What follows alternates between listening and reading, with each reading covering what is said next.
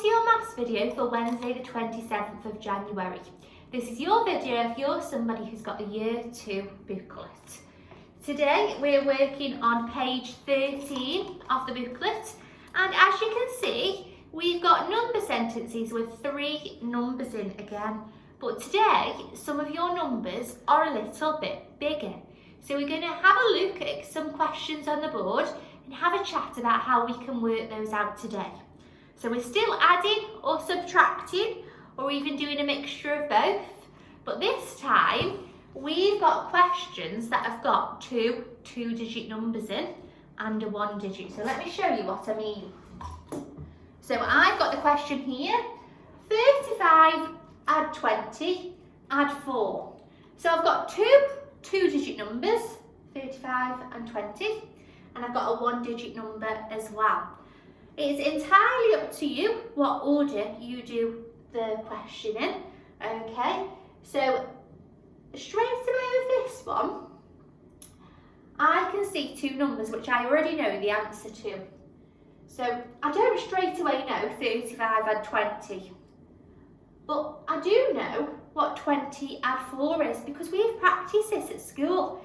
So if we've got a number that ends in a 0, so a multiple of 10 like 20, 30, 40, 50, and we're adding a 1-digit number, we can work out the answer by just saying it. You don't need to count on your fingers because you can just know the answer by saying 20 and 4 is 24. Okay, so straight away, without doing any working out, I know that part of the number sentence. So what you're going to do today is you're going to have a little look at the numbers and see if you spot any answers like I have there. So without working out, without counting on your fingers, any you just know. Or you might look at the numbers and think, that'll be a really easy one to start with. So 20 add 4 is 24. So now we need to add these 2 parts of the number sentence together. So I need to do 35 add 24, okay? Now I could partition and split my 10s and 1s, and I could do 30 add 20, and then I could do 5 add 4, and then add them together. But we've been practicing our column method. So in your purple books, on your whiteboard, have a go at writing out 35 add 24. Okay, so you might want to pause me now and see if you can find the answer. I'm going to do it on the board too. So 35 add 24. So I'm going to put the 2 for 20 in my 10s column underneath my 3, and my 4 will go underneath my 5 in the 1s column. Remember, always start at the 1, so we always start this side. I've got 5 add 4. I know that 5 add 4 is 5, 6, 7, 8, 9, okay? And then 3 add 2 is 5. Well done if you worked that out and you got the answer, 59. Okay, let's look at a different one. So, this time we're going to do a subtraction. Now remember, when we subtract, we're taking away the numbers getting smaller. So I've got the number 37, take away 4, take away 16. Okay, now you could cover a part up and do 37 take away 4. Okay, so you can cover parts up and do things a bit at a time. Or you can do it the way I'm doing it. Now straight away, I can spot a number bond. Okay, I know that 4 and 6 equals 10. So 4 and 16, I know, is 20. So remember, we're not adding in this number sentence, we're subtracting. But we've got 37 to begin with, we're taking away 4 and then taking away 16. So I know altogether 16 and 4 is 20, so that's the number we're taking away. So I can combine those two subtraction numbers and find my answer 20. So all I've got to do now is do 37 subtract 20. Okay, so you could use your 100 square.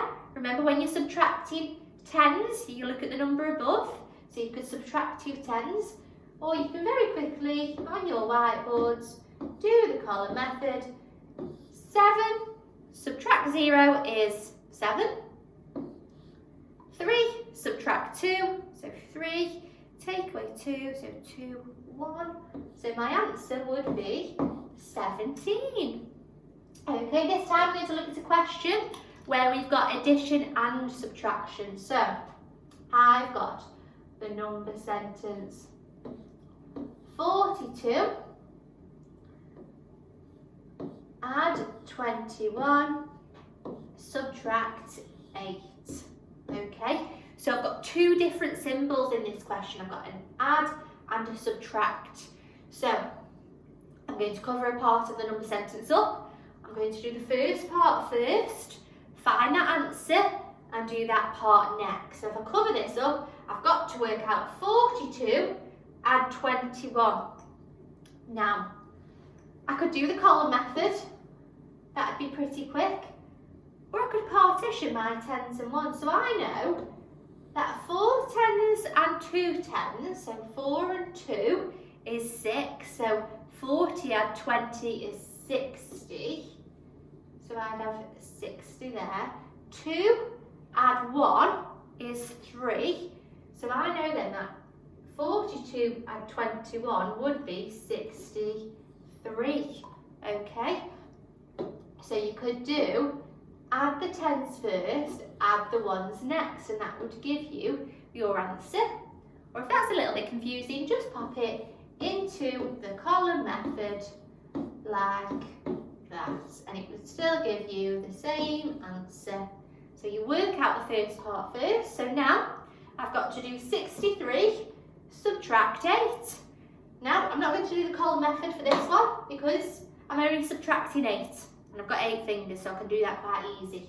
So 63, subtract 8. So count with me, we're counting down. 63, 62, 61, 60, 59, 58, 57, 56, 55.